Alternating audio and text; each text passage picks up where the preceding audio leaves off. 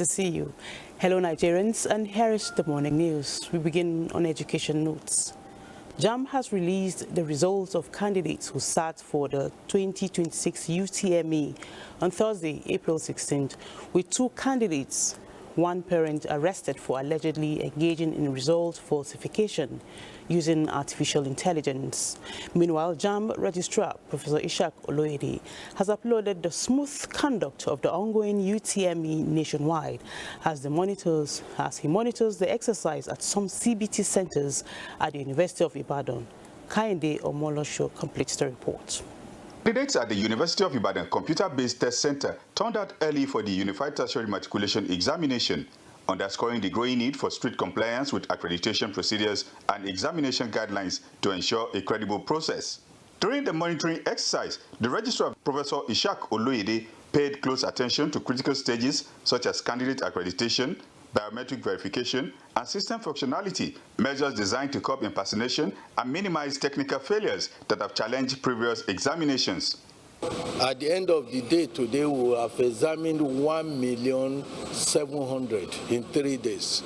He further revealed that results from the first 2 days of the examination have been released, highlighting ongoing efforts by the board to improve efficiency, transparency, and timely access to candidates' performance. My mandate is to, with my colleagues, to make sure that we deliver on what was assignment given to JAMB, and we'll continue to do that as efficiently as we can. Everyone is cooperating to ensure that the exams go smoothly, and so we don't have any issues conducting the exams. Meanwhile, authorities at the University of Ibadan emphasized the urgent need to expand the number of computer-based test centers within the institution, pointing to increasing candidate turnout and the broader issue of limited examination infrastructure across the country. Kainde Omolosho, NTA News. A strategic retreat for efficient service delivery and strengthened synergy between the Ministry of Regional Development and the 6 regional development commissions in Nigeria has been held in Benin. Obehi Otobo reports that a communique from the 3-day event unveiled a framework for harmonization of project planning and implementation. A balanced regional development is a critical pillar in the renewed hope vision of President Tinubu. Mandated to push this vision to fruition, the Minister of Regional Development is engaging key players. The participants are encouraged to be inspired by the vibrant, resilient, and culturally rich communities within the regions and come up with ideas to properly harness these untapped potentials to drive sustainable, inclusive, and complementary development. This bold initiative is not anchored in geopolitical considerations, but on a strategic commitment to geospatial development, recognizing the need for a multi-sectoral, area-based, and spatially targeted approach to serve as a catalyst to regional economic and social transformation. 6 commissions regionally, and we have ministries supervising us. So it's all very good to have this kind of gathering to understand ourselves and know the focus and follow how we are going to achieve a different manner in the region. Representatives of the Edo State Governor and the legislature promised proper crafting of the relevant laws and implementation to support policies emanated from the engagement. We therefore welcome fresh ideas because our experiences shows the sub-region successes requires federal government enablement. This retreat must go beyond routine deliberation. The central focus must remain on the welfare of ordinary citizens. Resource persons clarified inquisition on issues bordering on principles of corporate governance, code of conduct, tax reforms, and leveraging on international development partners. High points of the event were the presentation of the draft national policy on regional development and the communique, which, amongst other points, stressed the need for the ministry to strengthen peer review mechanisms for development commissions to learn from one another in order to improve performance. In Benin, Obehi Otobo, NTA News. And on agricultural production, sensitizing farmers on modern biotechnological techniques is key to achieving food security in the country. That was the consensual view of stakeholders in Kefi during a one-day farmers and media engagement on agricultural biotechnology in Nigeria, organized by the Institute for Agricultural Research, Zaria. Blessing Danfulani has more. The forum brought together farmers across north-central states of the country who were sensitized on modern biotechnological techniques in food production, such as use of genetically modified organisms with emphasis on tailor maize, PBR cowpea and BT cotton to boost production at a lesser cost for economic benefits. Coordinator of the forum, Dr. Mohammed Yahya, says the aim is to disabuse the minds of the public on genetically modified crops and educate farmers on optimal production. We are trying to engage farmers and create awareness on the biotechnology crops that are already prevalent in the country.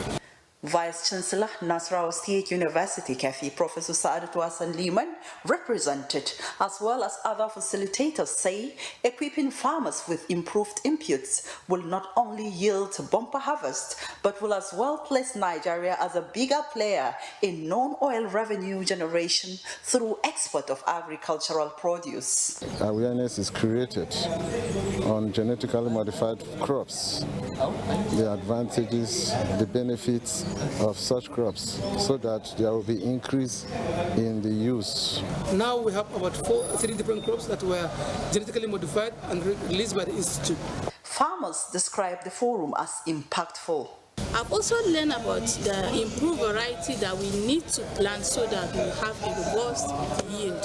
Since we have this knowledge, we will be able to correct things in the farm. With forums such as these ahead of the farming season, there are signs that farmers in the north-central zone will smile home with bumper harvest. Blessing Danfulani, NTA News. To reduce death and prevent aspirations from being cut short by substance abuse, key actors in the fight against drug abuse emphasize that addiction should not be a family secret, but recognized as a medical and social crisis that demands bold and decisive action. Elizabeth Omori, who was at a forum on reclaiming the narrative of hope, reports. An estimated 360 million people worldwide use drugs, with abuse and trafficking posing serious threats to public health and security. World Drug Report 2025 by UNODC reveals that the global drug problem is intensifying, marked by unprecedented levels of production, trafficking, and consumption. One of such efforts to reduce the menace is this gathering of experts, youths and parents with different tales. Dr. Adekunle Adeshino is an advocate who speaks on recovery and breaking the silence in homes. We have about 3 million that needs treatment and rehabilitation. And all the rehabilitation centers we have in Nigeria, we don't, as at the last check, we don't have up to 10,000 bed spaces. So treatment is grossly inadequate, and that is why prevention in this case is better, is cheaper. The role of the family is to give support and comfort to the individual that is afflicted, and that begins with having a listening ear. Other concerned players note that identifying triggers early will help promote family stability to prevent relapse and reduce the prevalence of addiction. When you take substance, it doesn't go to any part of your body. It goes to the limbic system to activate that place. We should encourage them for all their follow-up visits. Don't attempt to even experiment. Don't attempt to even start it. Lack of parental guidance, peer pressure, and low self-esteem were highlighted as factors promoting drug abuse. Elizabeth Omori, NTA News.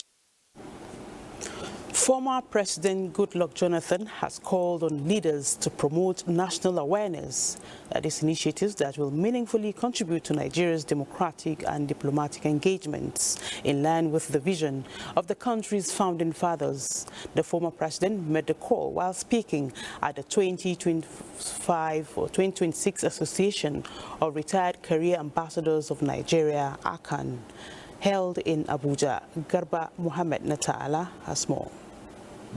Owing to the recognition of 3 African leaders who contributed to founding ECOWAS, now 51 years old, former head of state General Yakubu Gowon, Togolese late president Nasimbe Yadima, and Professor Adebayo Adedeji of United Nations Economic Commission, Dr. Goodluck Jonathan used the podium to issue a challenge to Nigeria's current and emerging leaders, saying they must be an example at home.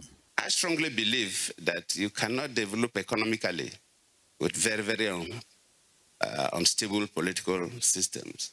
So the heads of states in ECOWAS must continue to work together and agree on concrete terms and make sure that the sub-region is politically stable.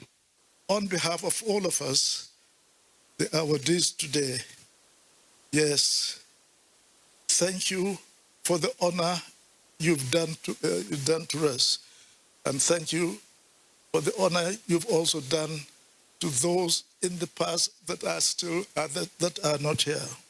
The event formed part of ACAN's award ceremony simultaneously held in Abuja and Lagos. Created 6 years ago, the association continuously honors several retired diplomats who spent their careers defending Nigeria's image abroad throughout their foreign service years. Their vision reminds us that Africa's strength lies in cooperation, and that leadership, when guided by foresight, can outlive generations. The recipients also appreciated the gesture by ACAN and promised to continue advancing Nigeria's foreign policy and diplomatic efforts when duty calls. In Abuja, Garba Muhammad Atala, NTA News. And that's the AM News. I now hand you over to the Safe Hand.